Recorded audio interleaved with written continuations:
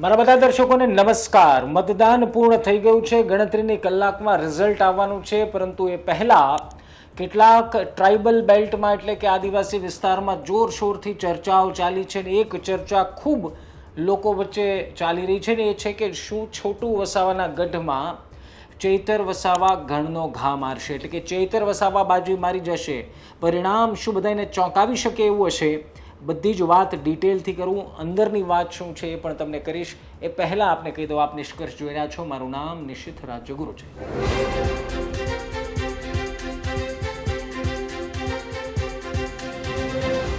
તો વાલા, સૌથી મોટી વાત એ છે કે આમ આદમી પાર્ટીએ આ વખતે દારોમદાર બધો ચૈતરના ખંભે રાખ્યો હતો.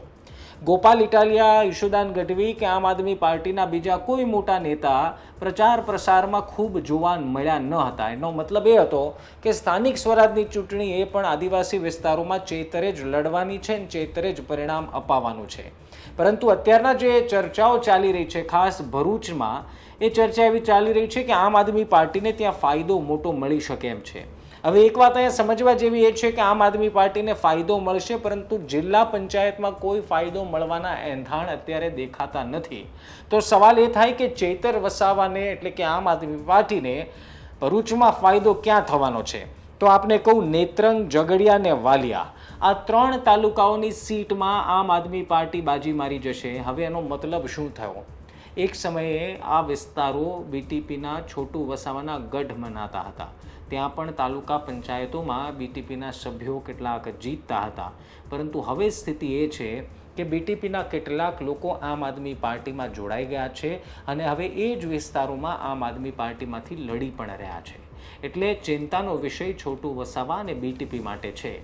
એ બીટીપી જે ચૈતર વસાવાને મોટો કર્યો અથવા તો ચૈતર વસાવાને સાથે રાખ્યો, એ બીટીપીનું હવે અસ્તિત્વ રહેશે કે કેમ એની ઉપર પ્રશ્નાર્થ આવી ગયો છે. બીટીપીમાંથી જે લોકો આમ આદમી પાર્ટીમાં ગયા એ ચૂંટણી મેદાનમાં છે ને એ જ બેઠકો ઉપર આમ આદમી પાર્ટીને તાલુકાઓમાં ફાયદો થાય એવી ચર્ચાઓ ચાલી રહી છે. અને બીજી તરફ બીટીપી જે છે એ લડી રહી છે તો માત્ર પોતાનું અસ્તિત્વ બચાવવા માટે. સ્થિતિ એ છે કે મહેશ વસાવા, જે છોટુ વસાવાના પુત્ર છે, એ કોંગ્રેસમાં છે. બીજી તરફ બીજા પુત્ર દિલીપ વસાવા એ બાપ પાર્ટી સાથે જોડાયેલા છે. એટલે કે બીટીપીમાં હવે કોઈ ચહેરો છે કે કેમ છોટુ વસાવા સિવાય, એ સૌથી મોટો પ્રશ્નાર્થ છે. આપણે જોડે જોડે એ પણ કહી દઉં કે જિલ્લા પંચાયતમાં આમ આદમી પાર્ટીને ફાયદો થતો હોય એવી ચર્ચાઓ ક્યાંય ચાલી રહી નથી. એટલે ફાયદો નહીં થાય એવી વાતો ચાલી રહી છે. ત્યાં ભારતીય જનતા પાર્ટીને ફાયદો થશે અને અથવા તો કોંગ્રેસને થશે, પરંતુ આમ આદમી પાર્ટીને નહીં થાય.